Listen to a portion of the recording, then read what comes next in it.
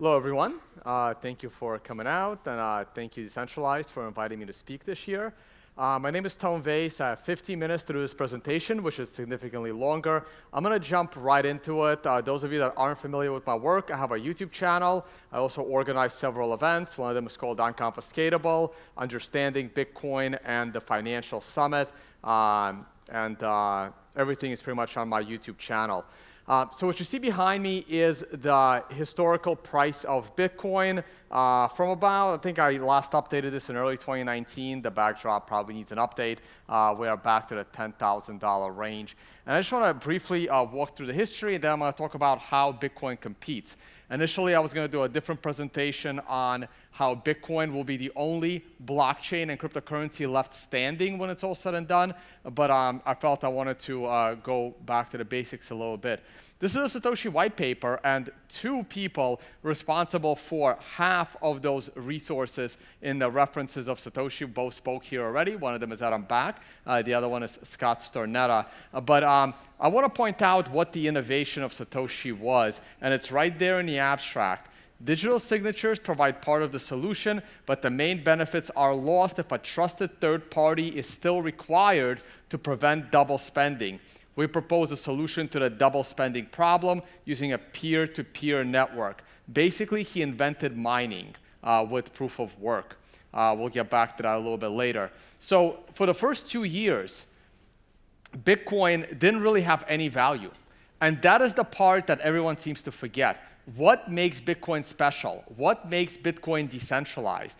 And that's the fact that for the first year and a half, people worked and spent money and burned electricity to create Bitcoin, not knowing if it was actually going to succeed. It did not have a speculative angle to it, which every other project in the crypto space has failed to achieve that because it's not easy to achieve since Satoshi never became known. The first use case presented itself in very late 2010 when a core developer named Amir Taki suggested that WikiLeaks should start accepting Bitcoin for donations in order to keep the lights on when they were disconnected from the financial system by Visa, MasterCard, PayPal. Satoshi replied saying, hey, this is not a good idea. Bitcoin is too young, too fragile, and the attention may not be very good. So they actually did not do it. But about 2 months later, in early February, Silk Road launched. And people were able to use Bitcoin once again for its use case of censorship-resistant value transfer. So I had heard about Bitcoin for the first time during that WikiLeaks discussion. Eventually, WikiLeaks started accepting Bitcoin for donations on that bubble to $30, the biggest bubble Bitcoin has seen, and that bubble was certainly influenced by Senator Chuck Schumer out of the US, where he went on TV and in about 60 seconds was able to educate people how to use Tor browser to obfuscate their use of the internet, log on to Silk Road, and use Bitcoin to buy any kind of things that they wanted, a feat that I am unable to do in 60 seconds, but he was able to pull it off, helped drive the price of Bitcoin to $30, and then we had a big crash. The next time Bitcoin really made it into the news cycle was in 2013, and that's where I took serious notice of it, because to me, this is the most important use case that I realized, and that took place not far from here over in Cyprus when 50% of everyone's money over 100,000 euro was confiscated from Cyprus banks. And this is where I took serious notice of Bitcoin, and that's when I realized that Bitcoin was the only asset humans have ever owned that is unconfiscatable. And that's important. That's also why I have a conference called Unconfiscatable. But Bitcoin is only unconfiscatable if you properly protect it. This unconfiscatable property is very critical. Here's a statistic from the US from 2014, where civil asset forfeiture has stolen more money from people than burglars. And civil asset forfeiture means law enforcement take your money without a reason, and they say that it's now theirs. So that has caused people the loss of more money than theft of their money from actual bad people. So this is another reason why you want to have an asset that is unconfiscatable. It is only unconfiscatable if you properly protect it. And that did not happen in the case of Silk Road. When the FBI did eventually shut down Silk Road, they were able to confiscate 144,000 Bitcoin. Kind of happy that they sold it all at the end of the bear market for $48 million. Otherwise, they could have sold it for a nice $2.4 billion pot. And if this article waited a few more days, that would have been about $4 billion because that was the bubble of 2017. In the bubble of 2017, we learned another valuable lesson of how your Bitcoin is both unconfiscatable and could be stolen from you at the same time, because Mt. Gox had lots of issues with it, going back to the moment Mark Karpeles bought Mt. Gox from Jeb McCaleb with 80,000 missing Bitcoin he didn't know about. Not going to get into the details of that case. Let's just say Mark Karpeles is currently in prison, which I believe somewhat unjustly, but that's just my opinion. Bubbles always pop, and down we go for a good year of falling prices plus another year of stagnation along the bottom. But in the summer of 2015, something very interesting happened, and it took place right here in Greece.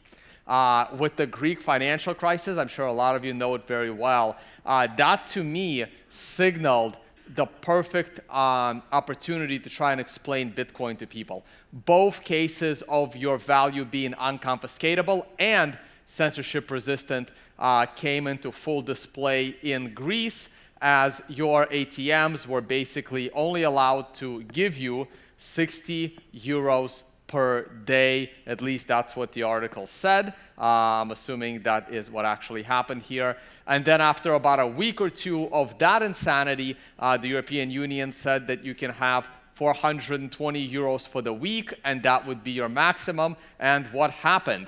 Everyone ran to the ATM machines to withdraw all of their money on that Monday. And that picture is not much different from the picture in the corner there. This is New York City, 1907, the biggest financial panic New York saw. This is before the Great Depression. That panic was directly led to the creation of the Federal Reserve. There was another panic in 1910. This is 1907. And a very similar picture to what happened in Greece. The middle pictures are Weimar Germany from the 1920s. This is where you are burning money for heat because it has a better use case than money as heat.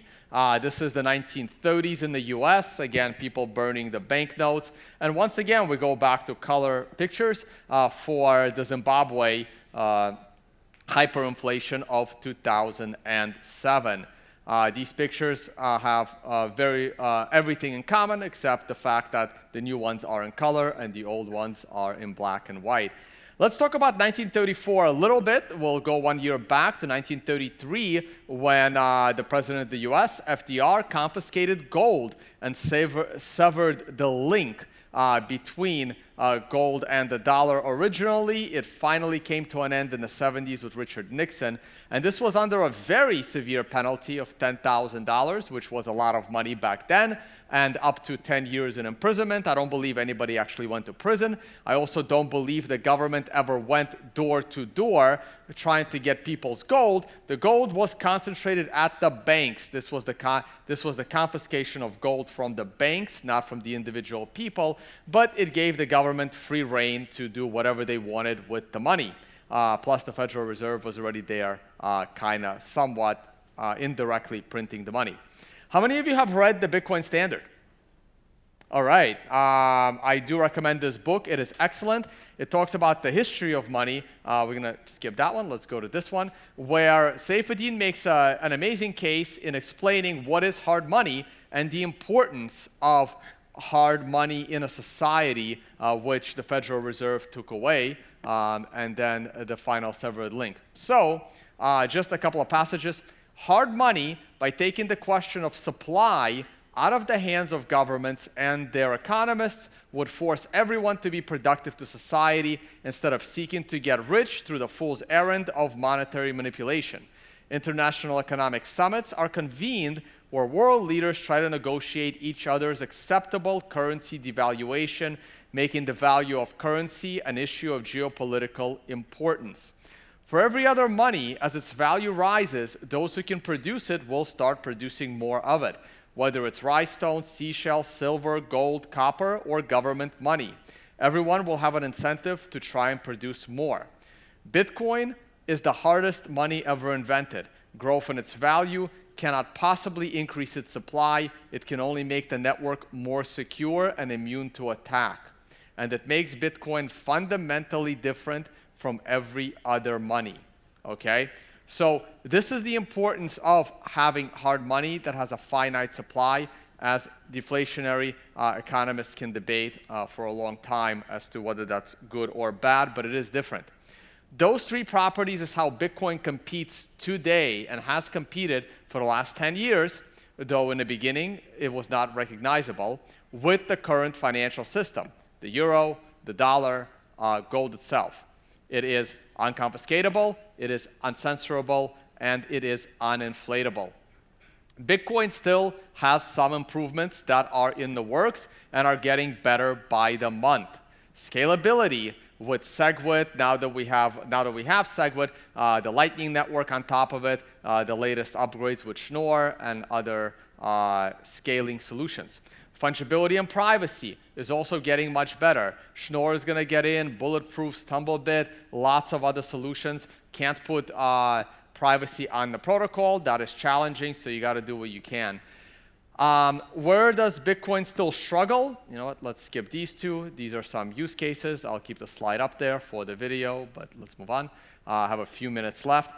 Price volatility is where Bitcoin will struggle for a long time. With more value on chain, smaller and smaller items will become less volatile to buy. And of course, coin security. Let's skip these as well. These are just volatility charts. And these are all of the hyperinflations that have taken place in the 20th century, and from a book, and then the blue stuff is what I researched myself, hyperinflations in the 21st century, and the list of the 21st century hyperinflations will probably outgrow the list of the 19th century, the 20th century hyperinflations. The most recent one, Venezuela, this is Zimbabwe Part 2 in 2017, skip that as well. Now there are crazy shocks, even in developed nations. The Brexit vote caused a 10% change in the price of the pound, and the Swiss peg breaking caused a 30% change in the price of the Swiss franc.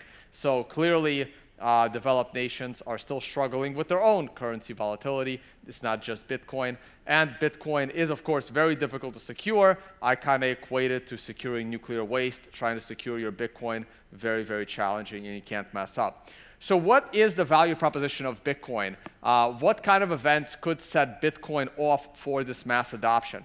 So one of my concerns for a long time now, since I started my YouTube channel about 5 years ago, has been the European common currency.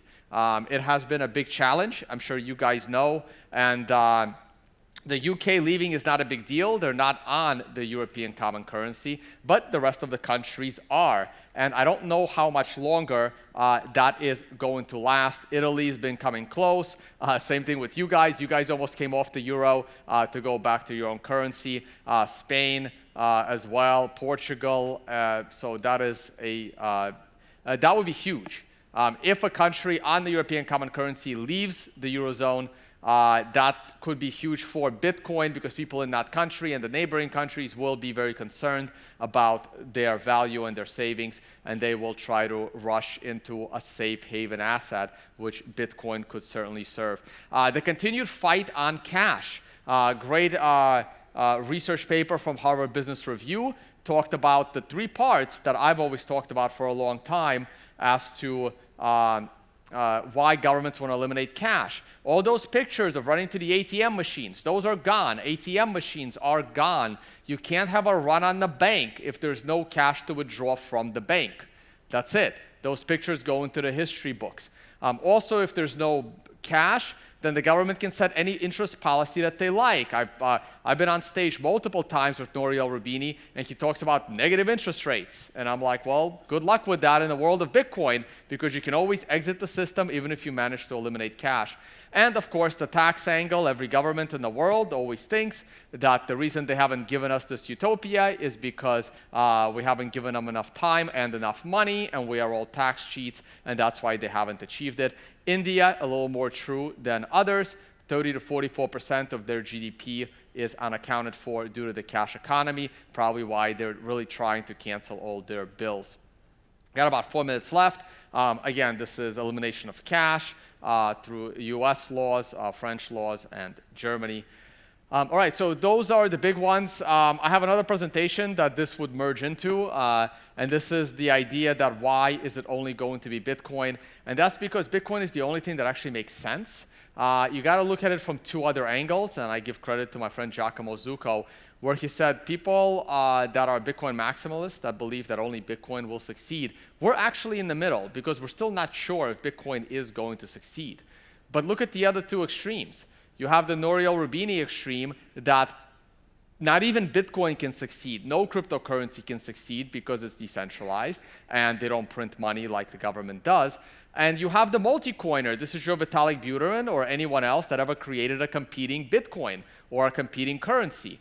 They think that, hey, Bitcoin is not special at all. My inflation on top of Bitcoin is just better. And that just doesn't make any sense. This is my chart of how I break down the crypto space outside of Bitcoin. And I have a whole other presentation explaining why each of these circles will not be able to compete in the future. And we will have one blockchain like we have one internet today. You got to learn to deal with it. You got to accept the fact that you missed the early days of getting rich on Bitcoin. I think there is still a chance that Bitcoin will go up nicely as more and more people continue to use it, as it scales, as it has side chains, and all other things. All right, guys, thank you so much. One last slide. Emails of creating Bitcoin have been around since 15 years ago, and this is the 15-year-old Peter Todd trying to solve the proof of work problem. So before someone says they built something better, ask them what they were doing at 15 years old on a Saturday. Once again, I'm Todd Vays. Please check out the YouTube channel and all the other podcasts that I do. Thank you. Thank you so much. Thank you. It was a pleasure having you with us. And if you don't mind, would you do us the honor to accept a few Q&As? Of course. That would be great. Please. So you have the chance to ask Todd Vays himself. Please. There's a hand back there. Hi. So from your talk, I get that you're a Bitcoin maximalist. Are you suggesting that? I just wanted to hear your thought on the other blockchains that you're suggesting will probably just go away. So Ethereum it's not just currency, right? We're talking about a whole other thing of smart contracts and all of that. What are your thoughts on that? Are you Sure. I have a YouTube series called Crypto Scam. Ethereum has had 3 episodes on it already. I haven't had the time to do a 4th. I have 4 fundamental problems with Ethereum. One of them is the regulatory problem. I had always considered Ethereum to be an unlicensed, unregistered security. And if the security regulators care to do anything about it, that Ethereum should have never even gotten off the ground because of what they did to fundraise the project. But that's an opinion. Clearly, the SEC is disagreeing because they're not doing anything about it still. One problem was the way it was financed and the way the money was raised, I felt was unethical and illegal. My other problem with Ethereum, and the regulators could have shut this whole project down from day one if they cared. My second problem with Ethereum is that it technologically can't scale. If you talk to actual blockchain engineers, they will tell you if you want to prove to yourself that Ethereum can't scale, please create a full Ethereum node, because Vitalik now disagrees with what a full node is. Please try to download the entire Ethereum blockchain and process your own transactions, and you will see how it is not scalable. I have a whole podcast on that. The smart contracts. I'm okay with smart contracts. A soda machine is a smart contract. I love it. You stick in $1, you get a soda. The concept of a smart contract is not new. We've had it forever. Ethereum tries to convince you that it needs to be decentralized. Decentralization is a grossly inefficient tool. Look at Bitcoin, it's burning the energy of a medium-sized country. I would love to hear the argument as to why every little thing needs to be decentralized and recalculated and re-verified forever and ever and ever for as long as the planet is revolving. And finally, it's an economic model. To run a smart contract, you should not have to create a brand new currency. Bitcoin was a brand new currency. That was the purpose. Your smart contract could easily run with encrypted and privacy and everything else on AWS or on Google or even on a sidechain of Bitcoin. You shouldn't have to be forced to use your own native currency for it.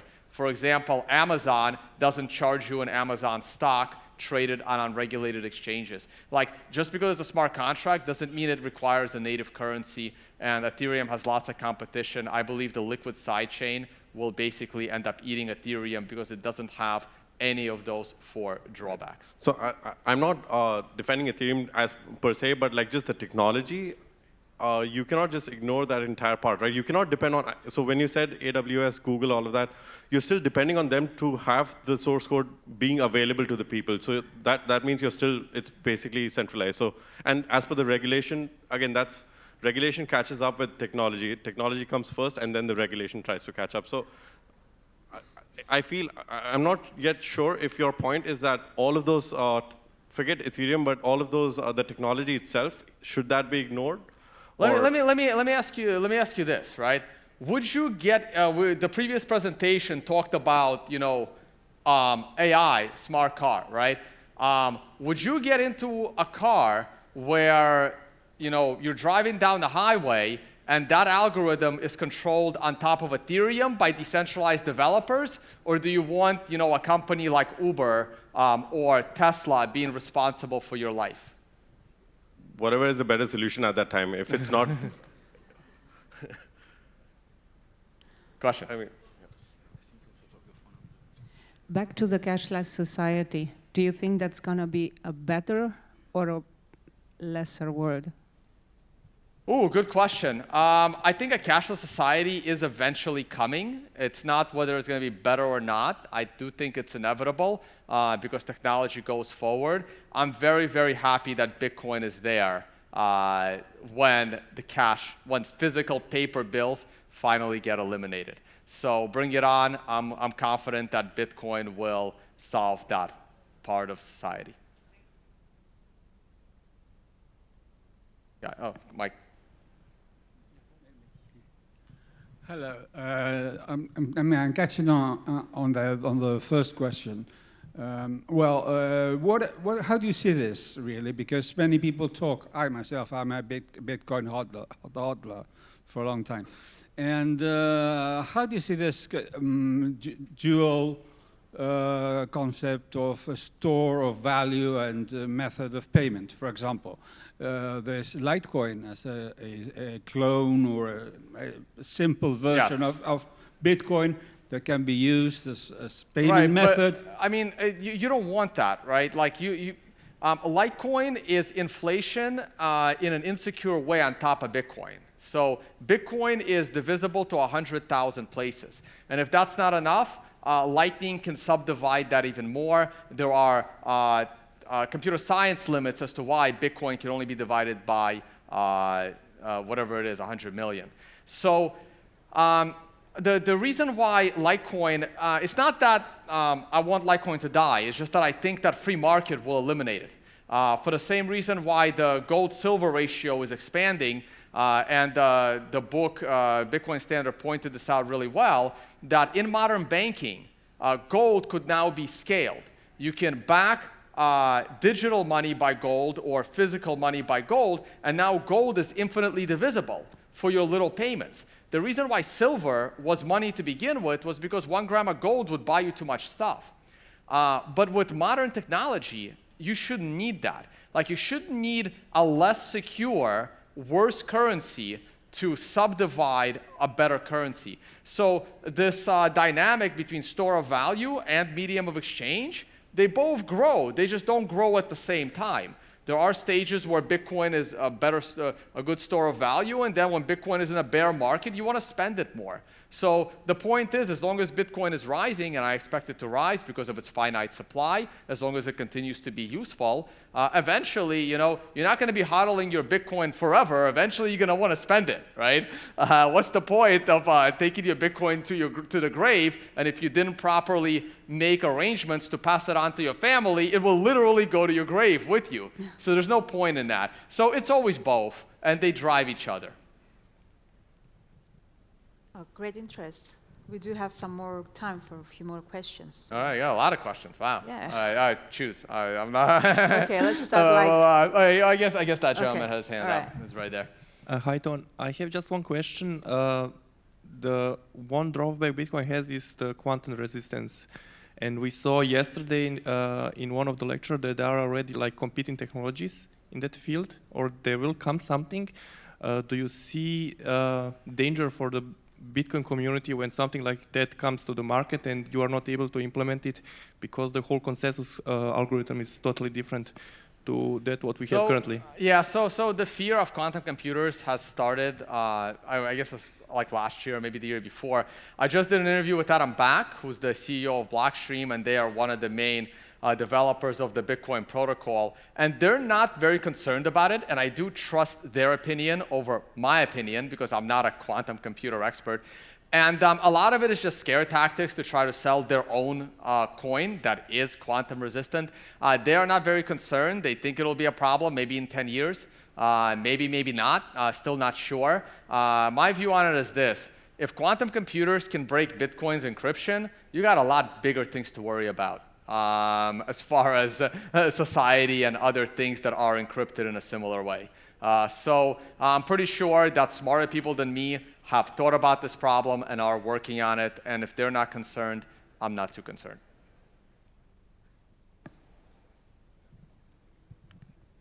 So to state my bias, thank you for including some old school wisdom about what Bitcoin and cryptocurrency blockchains were meant to be by Satoshi's whitepaper. And to move on that topic, we see many technology giants wanting to promote the use of blockchains hosted in their cloud, permissioned blockchains that are centralized. So I want your opinion. Do you see any benefit of trying to solve problems through this type of blockchain, if you would call it a blockchain? Yeah, that's the thing, right? What is a blockchain? What is your definition of a blockchain? What is IBM's definition of a blockchain? I think the IBM's definition of a blockchain is terrible. By IBM's definition of a blockchain, they've been in blockchain space since the 1950s. What is it? To me, where's the innovation? The innovation that Satoshi built was solving the double spending problem, having scarce digital data. So imagine a picture in your phone, and there's only one of those pictures. When you send it, that picture is gone. You have no more access to it, right? Whoever receives it gets it. That's the innovation. The innovation of Bitcoin does not allow it to interact with the physical world. The moment it interacts with the physical world, it becomes confiscatable. Like putting land on the blockchain, I mean, it's great, but like no one cares if the government wants to take away your land or your country gets invaded and your land's gone. Like it doesn't prevent any of that. Supply chain on the Bitcoin blockchain, it's whatever you put into it. You can put a lie into the blockchain. Like it doesn't really do anything. So to me, where's the innovation? If the innovation is unconfiscatability, censorship resistance, and this, and he realized the only use case, but possibly the only use case ever, was going to be money. And he chose to make that finite in order to have it appreciate in value to make it worth it for people to buy into and improve. So to me, that's been the only use case. Everything else to me is just a database. It's a database with multiple administrators and proper permissioning. I don't see that. If it doesn't use mining, if it doesn't burn electricity, it's not a blockchain to me. But if it's a blockchain, then it's not innovative. So I care about the innovation, not a database with multiple admins. Even though I would love to do this like for the next hour for sure, because you put some very, very interesting subjects here. I'm sure that Todd will be here afterwards, after the break. Right now, we have to continue with our next speaker. Yes. So let's give a very warm welcome to Todd. Thank you so much. Thank you for being with us. Thank you. Thank you.